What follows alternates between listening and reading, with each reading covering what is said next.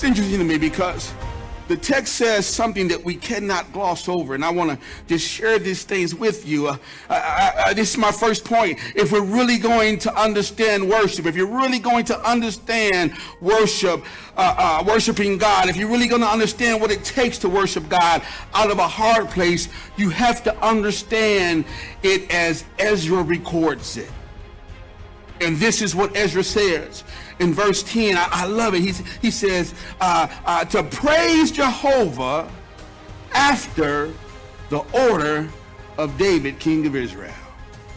He says, if you're going to praise him the right way. If you're going to praise him like David did. If you're going to praise him, you got to understand this dichotomy of mourning and joy being combined and necessary needed in the same worship moment. I want you to understand this because David writes this 34th Psalm.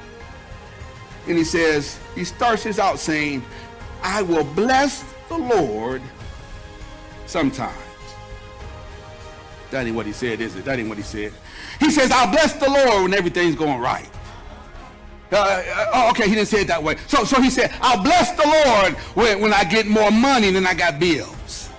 He didn't say that. He said, what he said is, I will bless the Lord at all times. And here's our challenge, because we bless the Lord at certain times, but not all times.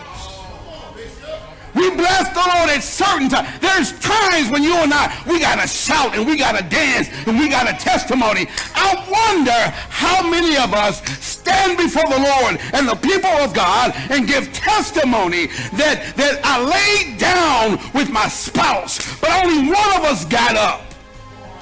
But God is good. He is my Lord, he is my King, and he doeth all things well. I wonder how many of us can have a worship in a difficult place.